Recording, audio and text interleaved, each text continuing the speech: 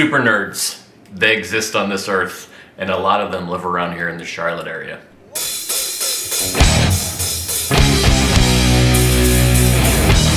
From the West Branch Studios in Davidson, North Carolina, welcome to Dump the Clutch with your host, Brad Zimmerman. I really enjoy this topic, technology and innovation as it applies to racing. I have been very fortunate to build some really cool relationships with some engineers on the NASCAR side, and at times they would kind of let me know how they were thinking and what they were looking at, and how they were trying to make cars go faster. So the first part's going to be about technology and how some of the things that they think and do affect the car, and then the second part of it, the actionable item, is how a potential sponsor can tap into that. There are, since the earth cooled and NASCAR started racing 1948, I believe, people, teams, engineers, mechanics have been pushing the boundaries of innovation. And I believe there is a pretty firm line between innovation and cheating.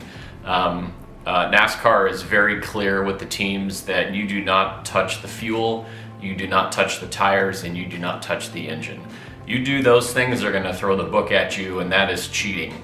Everything else, more or less, is somewhat fair game, and crew chiefs for many years have been taking advantage of these gray areas in the book, finding a gray area and then driving a Mack truck through it. We're going to talk about aerodynamics, and a couple of years ago, innovation that came to light. A lot of people, a lot of fans caught it on television, and actually I'll post some pictures here of a few examples of what I'm talking about. The window, the rear window at certain tracks, and then a little bit further on throughout the year, some cars were actually experimenting with the front window doing the same thing.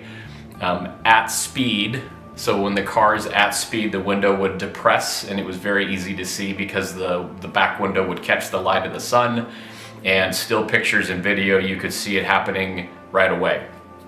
Now, a lot of people are thinking, what is this doing? Did something break? The car looks funny. It was causing a lot of attention, and it was actually discussed at one of the NASCAR shoulder programming things on Fox, I believe. I'll put a little link to that here as well. So in a nutshell, there are certain tracks where you want the car to have the least amount of aerodynamic drag. Super speedways, you want that car to be as slippery as possible. Anytime you introduce any sort of tall blade in the back, anytime you do not have a smooth body as the car pierces through the air, it causes turbulence, that will cause drag, that will slow the car down. So you want that car to be as smooth as possible. With the new rule package, I forget what it was, they've changed it so many times, the rear spoiler on the car for intermediate tracks, so 1.5 mile tracks, which dominated the schedule and still dominates the schedule, they brought that height of that blade, that rear spoiler, down quite a bit. And at a super speedway, you want the car to be slippery, produce the least drag as possible. On these intermediate tracks, there are some points when you're going to want more downforce on the car to increase your corner speed going into a turn.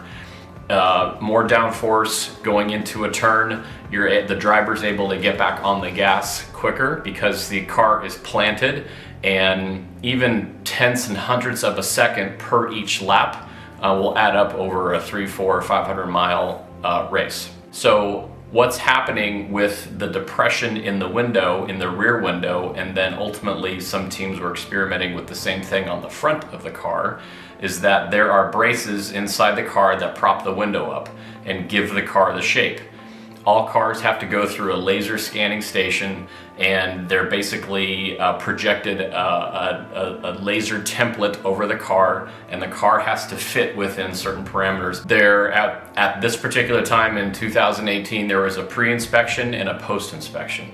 So pre-inspection, you have to make sure you hit all your marks, you go race the car, and then there was an inspection afterwards to make sure that the car was not totally falling apart, and it was really just a visual inspection and not necessarily putting it through the laser system again. So the car had to pass tech, obviously. If you didn't pass tech, they'll make you fix it and run you through a bunch of times, and then if you did it more than 3 times, I think they'd write you a fine. I don't know, some crazy rules. So what's happening is that these cars, and there was a couple teams that figured it out first, would put the car on the track, the car would get up to speed, and at a certain speed the window would start to bow down. When the window would bow down, it would create more volumetric area over the back window, thus increasing the amount of air that is going over the car, and not only going over the car but hitting that rear blade.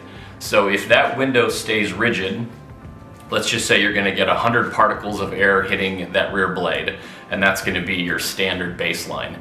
If that window depresses and it allows more air to go through that channel, you could get 120 particles of air to hit that rear blade, thus hitting the rear blade, causing drag, which is also going to cause downforce.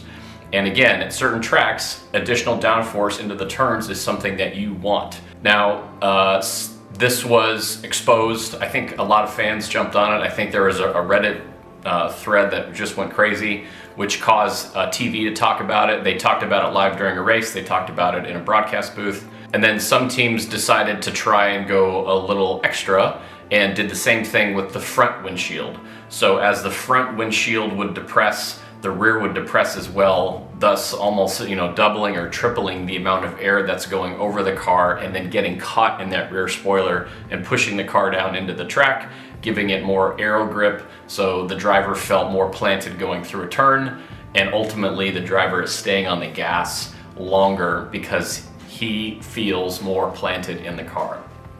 So with the window depression, I am not an engineer. That's the best way I can describe it. I'm sure there's a much more fundamental way to describe it, but basically the window depresses, dumps more air on that rear spoiler, car gets pressed down, more aero grip, and off you go.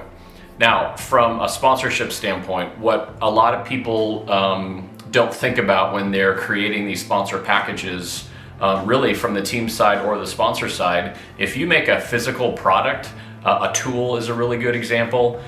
If you're making a product that has some sort of performance benefits and you're thinking about sponsoring a team because the sport is in front of your fan base and your potential consumers, don't forget the fact that a lot of these bigger teams, even some of the mid-sized teams, have really smart people working for them. These guys and gals are looking at rules, figuring out how to make things go faster based within those rules, producing a part or a piece or a series of parts or pieces, putting it on the car, racing it, seeing if it works, and then doing it again. And they're doing this on a weekly basis. This is not something where they're thinking about a part, they make a part and they use it once a year and it either works or it doesn't. This is something that they're constantly thinking of. And the bigger the teams are, they have more engineers, and their process and their protocols that they have in place to take an idea from literally someone's brain to sticking it on a car is extremely accelerated, fast, and nimble. It may not make sense, but a lot of these team owners, they want to win at all costs. All costs. Even if it requires throwing more money at it, more bad money after good, good money after bad.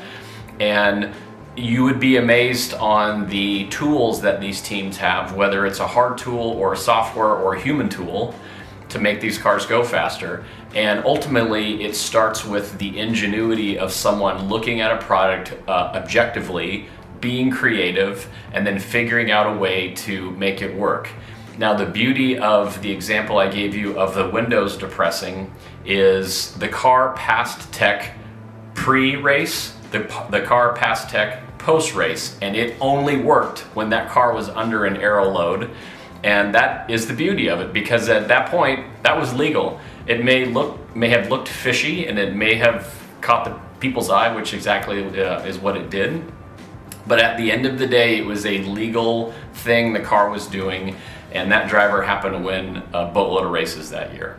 So again, from a sponsorship standpoint, if you have a hard product and you need additional or a new set of eyes from an engineering standpoint looking at your product, I would highly recommend looking at the talent that these teams are sitting on here in the greater Charlotte area. Thank you very much and have a good day.